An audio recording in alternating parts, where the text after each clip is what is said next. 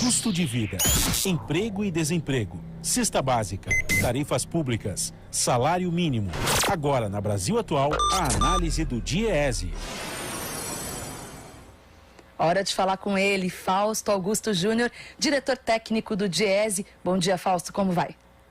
Bom dia a todos.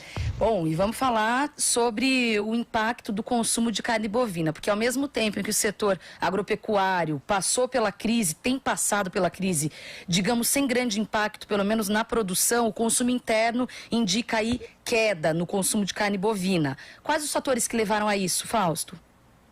Bem, acho que esse é um dado bastante relevante para a gente perceber dois movimentos bastante importantes. Um deles é a alta do preço da carne, ou seja, a carne bovina é entre os itens das cestas básicas onde se mais subiu. Para você ter uma ideia, aqui na região de São Paulo, na cidade de São Paulo, a carne subiu em torno de 25% ano passado, mas em regiões mais pobres, como o Nordeste, esse índice chegou a mais de 30%. Então, o preço da carne é um impeditivo para que as famílias acessem a proteína animal para o seu consumo, algo bastante importante para o seu desenvolvimento, e mostra também, inclusive, uma parcela do nosso subdesenvolvimento. Na outra ponta, o que a gente tem visto também é a perda da renda da população. Nós temos aí, de um lado, uma taxa de desemprego que supera a casa dos 14 milhões de pessoas desempregadas. Nós temos uma perda direta de remuneração, de renda do conjunto das famílias, em especial agora, né, com o fim do auxílio emergencial. Isso tudo vai colocando um conjunto de dilemas para o conjunto das famílias que, de alguma forma, precisam escolher entre o que comprar e o que não comprar, com a pouca renda disponível que tem. E um dos itens que você acaba, de certo modo, abrindo mão, que você acaba, de certo modo, substituindo, ou de alguma forma, muitas vezes nem substituindo, mas simplesmente deixando de comprar, é a carne bovina. Bem, quais são os fatores vinculados ao preço da alta da carne? Bem, está vinculado, nós temos uma produção de proteína animal, né, de carne bovina, basicamente organizada para exportação, e aí nós temos mercados bastante importantes, como o mercado chinês, como o mercado europeu, como o mercado, uma parte aí do mercado, próprio mercado americano. E uma vez que você tem toda essa produção vinculada para a exportação, o seu preço acaba sendo relacionado ao dólar. E como a taxa de câmbio subiu, nós estamos com uma taxa de câmbio acima dos R$ 5,30, aos 5,30, né, R$ 5,30 por dólar. O produtor rural no Brasil, o criador de gado ali, a empresa de produção de proteína animal, ela opta por exportar em vez de manter o produto aqui no Brasil. E aí, inevitavelmente, pela lei da oferta e da demanda, acaba que o produto aqui no Brasil tem uma alta de preço muito acima, inclusive, da média da inflação.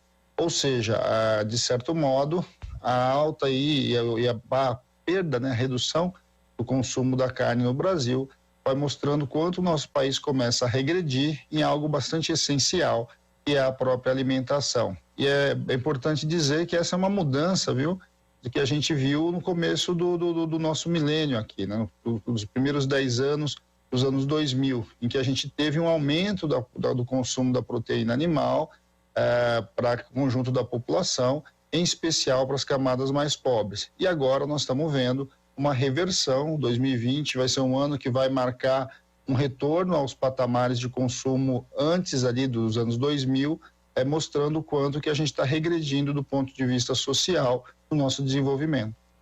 Queria saber exatamente, essa seria a minha segunda pergunta. Eu gostaria de pedir, Fausto, para desdobrar um pouco mais sobre isso, porque é isso, não é que a gente está falando de regredir décadas, né? Regredir muitos anos.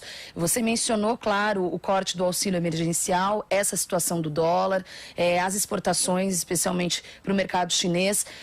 Como que dá para analisar historicamente isso? Há quanto tempo regredimos, por assim dizer? Bem, nós estamos regredindo alguma coisa perto de 30 anos, né, do ponto de vista do consumo. Isso significa que nós estamos voltando a patamares ali do começo dos anos 90, final dos anos 80. Lembrando que esse foi um momento de bastante crise econômica, né, uma crise econômica acentuada no Brasil, de perda da renda do conjunto dos trabalhadores, e era uma época também em que a inflação fazia parte da vida dos brasileiros, ou seja, uma parte, inclusive, da perda do poder de compra das pessoas estava vinculada a uma inflação que estava galopante, né? Ou seja, o preço do produto alterava todos os dias.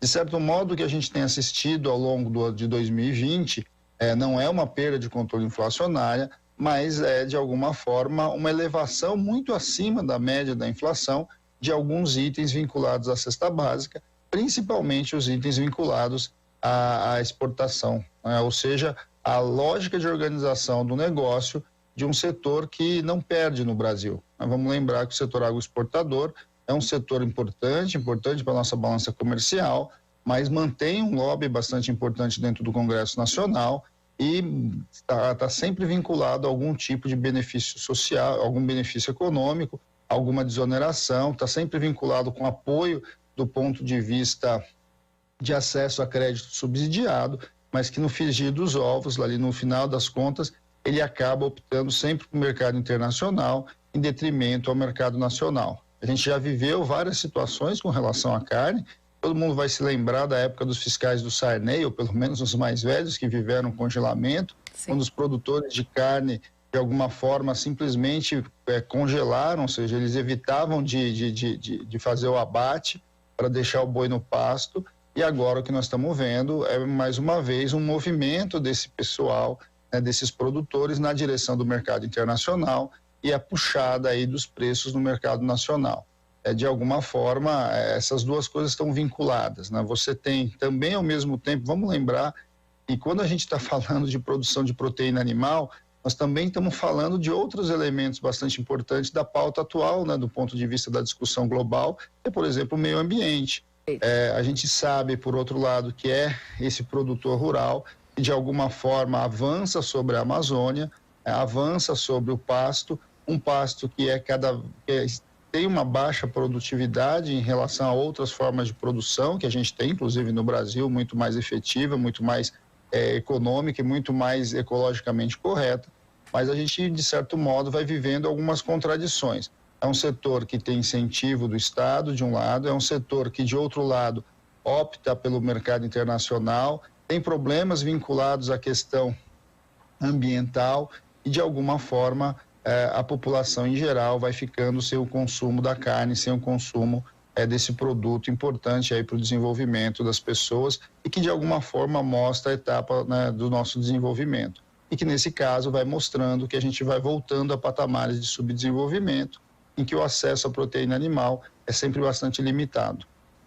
E no final das contas, quem mais se prejudica, claro, é quem está na ponta. Fausto Augusto Júnior, diretor técnico do DIEESE, muito obrigada pela participação e até amanhã. Até a próxima e bom dia a todos.